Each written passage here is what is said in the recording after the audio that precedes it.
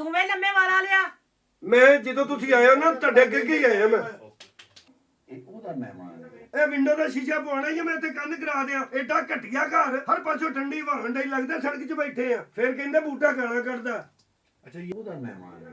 ਇਹ ਵਿੰਡੋ ਦਾ ਸ਼ੀਸ਼ਾ ਪਵਾਉਣਾ ਜਾਂ ਮੈਂ ਤੇ ਕੰਧ ਕਰਾ ਦਿਆਂ ਏਡਾ ਘਟੀਆ ਘਰ ਹਰ ਪਾਸੋਂ ਠੰਡੀ ਵਾਹਣ ਡਈ ਲੱਗਦਾ ਸੜਕ 'ਚ ਬੈਠੇ ਆ ਫਿਰ ਕਹਿੰਦੇ ਬੂਟਾ ਗਾਲਾਂ ਕੱਢਦਾ अस्सलामुअलैकुम नाजरीन, अकरम उदास ऑफिशियल चैनल के साथ मैं हूँ आपकी मेज़बान सूफिया सिकंदरी आज़म। नाजरीन आज मैं आपको बताऊंगी कि चल मेरा पुत्र 1, 2 और 3 की जो डबिंग है वो किन्होंने किया और डबिंग के आपको झलकें भी दिखाएंगे। इस वक्त आप देखेंगे यहाँ पे जो हमारे चल मेरा पुत्र की कास्ट है यहाँ पे डबिंग करवाने में मसरूफ़ है, लेकिन हम झलकियों के साथ साथ आपके जो डबिंग करते हैं उनके साथ भी बातचीत होगी।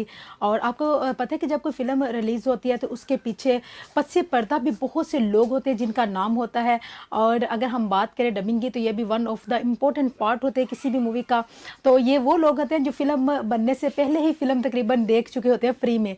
तो आज हम इनसे बातचीत करते हैं कि इनको चल मेरा पुत्र 1, 2 और 3 में डबिंग करके तो क्या क्या डिफरेंस नज़र आया है और जो 3 है उसमें ऐसा क्या चेंजिंग है कि शायकीन के लिए वो ज़्यादा जो है वो पसंद की वजह बन सकेगी। और आइए हम इनसे बातचीत करते हैं, बाकी जो सवाल जवाब हैं वो हम इनसे ही करते हैं। आपको कैसा फील हो रहा है कि आपने चल मेरा पुत्र 1, 2 और अब 3 की भी आप डबिंग कर रहे हैं, लेकिन जब आपने फर्स्ट टाइम चल मेरा पुत्र 1 की डबिंग की थी तो क्या एक्सपीरियंस रहा था, आपको कैसा लगा था? मैं बहुत ज़्यादा एक्साइटेड था ये फिल्म करके, क्योंकि I was the one Pakistan में जो एक बॉलीवुड और लॉलीवुड के आर्टिस्ट को लेके एक फ़र्स्ट मूवी कर रहा था। बहुत ज़्यादा एक्साइटेड था और बहुत ज़्यादा अपने आप में मैं खुश था, जिसके लिए मैं अपने रब की ज़ात का शुक्र अदा करता हूँ। तो आपको ये अंदाज़ा था कि ये मूवी इतनी ज़्यादा हिट होगी? बेशक था, क्योंकि जब मैंने फ़र्स्ट टाइम इसकी फुटेज देखी थी तो वो फुटेज देख के मुझे आइडिया हो रहा था कि ये मूवी जो है ना पाकिस्तान, इंडिया और ऑल ओवर द वर्ल्ड ये एक तहलका मचाएगी। तो जब ये मूवी रिलीज हुई तो वाकई ऐसा हो गया, तो आपने लोगों को बताया एदी डबिंग मैं की हुई है? फॉर श्योर काफी लोगों को तो ऑलरेडी मालूम था और जिनको नहीं था पता उनको मैं रोक रोक के बताता था कि हाँ, इधर आ यार, इसकी डबिंग मैंने की है। वेरी गुड, खुशी होती है ना? Of course. तो जब आपने चल मेरा पुत्र 1 तो इतनी ज्यादा कामयाब मूवी रही, जब 2 की आपने डबिंग की तो आपको क्या फर्क लगा 1 और 2 में? क्या सिचुएशन थी कि क्या फर्क आपको महसूस हुआ उसमें?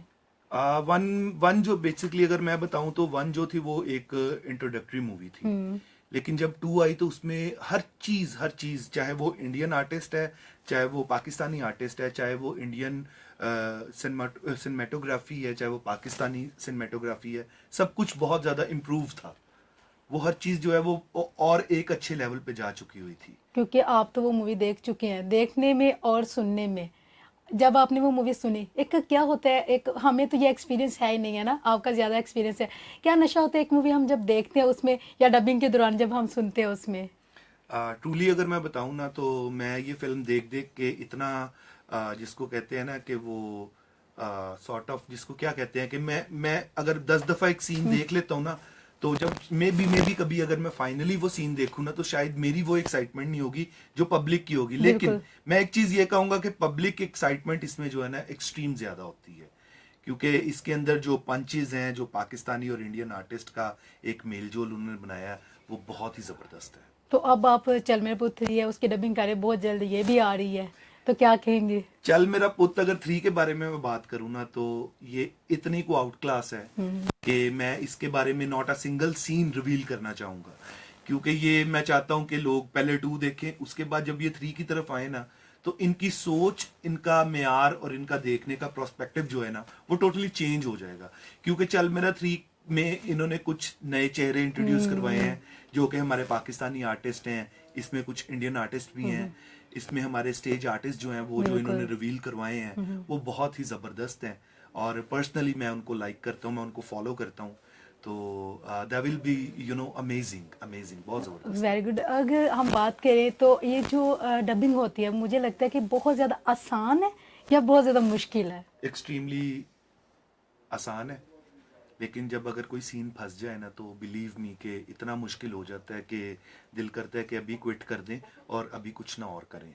मुश्किल होता है, नो डाउट मुश्किल होता है। क्यों? उसका रीज़न है कि जब आप सेट पे हो, एक फील आप दे रहे हो, उस फील को आपने स्टूडियो में आके जस्ट सिंगल पर्सन के सामने सेम फील को दोबारा से आपने कंटिन्यू रखना है, तो उस लिहाज से अगर मैं देखूं तो मुश्किल है। इन तीनों मूवीज में कोई ऐसा सीन या कोई ऐसी पर्सनैलिटी जिसकी डबिंग में आपको बहुत ज्यादा मसला दरपेश हो? देखो ये आप मेरे से ना पूछो, फिर ना कहना बूटा गाला नहीं, जब अच्छा इट्स मीन कि इनके आपको ज्यादा प्रॉब्लम आई है या आप समझ गए, आप समझ, क्योंकि इस जुमले को कंटिन्यू रखने के लिए ना हमने पता नहीं कितनी कितनी टेक्स की हैं। क्यों? फिर कहते बूटा गाला गाला कट कट इस दे। पे बहुत ज्यादा मेहनत हुई है। मेहनत इस सिलसिले में हुई है क्योंकि अगर एक सीन में ये जुमला बेस्ट आ गया तो मेरी कोशिश ये थी कि मैं उससे अकरम भाई को लेके अगले जुमले में भी उतना ही उसको एक्साइटेड रखूं कि सुनने वालों को ये लगे कि और देखने वालों को ये लगे कि नो, इस जुमले में भी उतनी ही पावर है।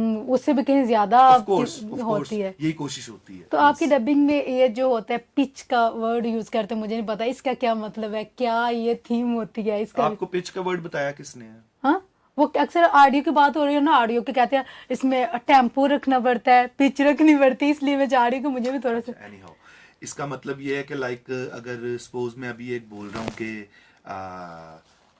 हम इसको एक नॉर्मल फ्लो में जाने दे रहे हैं, बट जब आप इसको एक डबिंग पॉइंट ऑफ व्यू से लेके आते हैं ना, तो आपको सेम उसी पिच पे बोलना पड़ता है। पिच इज लाइक के एक जगह पे मैं अभी बोल रहा हूँ और एक हाई पॉइंट होता है जहाँ पे मैं अभी बोलना शुरू हो गया हूँ, ठीक है, ये पिच होती है कि आपको उस पे ही रहकर आगे भी बात करनी होती है। अगर आप जो फिल्म में आपने जिस तरीके से बोला है उस पे आप लो या हाई बोलोगे तो वो अजीब लगेगा, इसलिए हमें सेम पिच लेके चलना पड़ता तो है। ये आपका काम होता है कि आप उसको लेवल पे लेके जाते हैं? नहीं जी, आर्टिस्ट माशाल्लाह बड़े जबरदस्त होते हैं और बड़े इंटेलिजेंट होते हैं, बट सम टाइम हल्का सा बताना पड़ता है। ऐसा कुछ तो नहीं है टेम्पो और पिच में क्या डिफर है? ये भी आपके ऑडियो में ही इस्तेमाल होता है ये लफ्ज, मुझे इसलिए मैंने आपसे चाह रही टेम्पो अगर मैं इजी वर्ड्स में आपको बताऊं तो इट्स ऑल अबाउट स्पीड हमारी यस, कि एक टेम्पो है 120, एक टेम्पो है 80, तो ऑफ कोर्स स्पीड में फर्क है। इसमें डबिंग में लिपसिंग वगैरह को भी मैच करने को होता है या इसमें ये नहीं होता है? कोर्स होता है, ऑफ कोर्स होता ये है। इसमें नहीं होता? जिसको हम लोग ना इजी वर्ड्स में कहते हैं मक्खी ते मक्खी बाना, हाँ जी, पंजाबी में हम इसको कहते हैं। तो इसके लिए जो उर्दू में लफ्ज या इंग्लिश में लिपसिंग यूज होता है और पंजाबी हम कहते हैं एडीआर। तो नहीं मक्खी तो मक्खी पाना आंदा, फिर तो जो लफ्ज है तो मैं तो वही बोलूंगी ना। देखिए इसको कहते हैं एडीआर, उसको बोलते हैं ऑटोमेट डायलॉग रिकॉर्डिंग। ये लेकिन डिफिकल्टीज कितनी आती है इसमें? डिफिकल्टीज सम टाइम आती है, सम टाइम नहीं आती। देखो डिपेंड करता है कि आर्टिस्ट का मूड क्या है और करने वाले का मूड क्या है। सम टाइम होता है कोई जुमला फंस जाता है तो फिर हम थोड़ा सा ब्रेक लेके उसको दोबारा कर लेते हैं। तो ये जो काम करते हैं जितने भी लोग ऑडियो का काम करते हैं, जो आप करें डबिंग का, तो उसके लिए जरूरी है कि महारत के लिए कितना अरसा दरकार होता है, कितना अरसा बंदा इसमें ट्रेनिंग लेके ये काम? आर्टिस्ट को या रिकॉर्डिंग नहीं, इंजीनियर को? जैसे लाइक मैं करना चाह रही हूँ तो मुझे कितना टाइम लगेगा ये सीखने में? आपको तो काफी टाइम लग जाएगा। क्या वाकई आपको कितना अरसा लगा ये सीखने में? मैं अभी भी सीख रहा हूँ। सीखने के लिए तो सारी उम्र होती है, जितना जितना हम ज्यादा यूं आगे जाएंगे सीखेंगे तो इट्स ऑल डिपेंड कि आप प्रैक्टिकल कितना करते हो। तो आप क्या कहेंगे चल मेरा पुत 3 आपने तो देख ही ली है, यहाँ तक भी चल मेरा पुत 3 के बारे में अगर मैं कुछ कहूँ ना तो इट विल बी ब्रेक चल मेरा 1 पुत एंड चल मेरा 2। इन दोनों को वो ब्रेक करके इतनी को आगे निकलेगी कि I can even tell you. मतलब पर्सनली मैं आपको बताऊं कि डायलॉग्स रिकॉर्ड करते करते मेरी हंसी निकल जाती है। कॉमिक का वो एक इतना अच्छा एलिमेंट इन्होंने डाला है, इसमें इमोशन जो इन्होंने डाला है वो बहुत फाइनली है, जबरदस्त किस्म का है। और इसमें जो इन्होंने इवन चल मेरा पुत्री के बारे में सिर्फ एक छोटी सी चीज रिवील करूंगा कि इसमें जो ट्रेजिक पॉइंट उन्होंने डाला है ना, मैं रिवील नहीं करूंगा क्या है, बट जबरदस्त है। वो आप वो इवन लोग सोच भी नहीं सकेंगे जो इसके अंदर ट्रेजिक पॉइंट है। तो दोनों मूवीज की निस्बत ये मूवी है जो वो ज्यादा बिजनेस कर पाएगी, ऑफ कोर्स कर पाएगी, इतना अच्छा बता रहे हैं इसके बाद इंशाल्लाह। तो आप नाजरीन को, शायकीन को क्या कहेंगे इसके चल मेरा पुत 3 की मूवी है उसके बारे में? अगर मैं वर्ल्ड वाइड कहूँ तो गो फॉर इट, इसको जरूर देखें। आपको 2 और 1 से ज्यादा आपको मजा आने वाला है। और अगर पाकिस्तानी आर्टिस्ट हैं तो पाकिस्तानी अवाम है तो उनके लिए अगर मैं कहूँ कि wait for online, you know, बिल्कुल ऐसे ही है। जब ये ऑनलाइन आएंगे तो आई विल मस्ट से कि आप लोग इतना एंजॉय करेंगे कि you will gonna appreciate my words, कि जो अगर मैंने आपको कुछ कहा है तो वो गलत नहीं होगा, वो बिल्कुल ठीक है। Thank you so much. So nice of you. Thank you so much.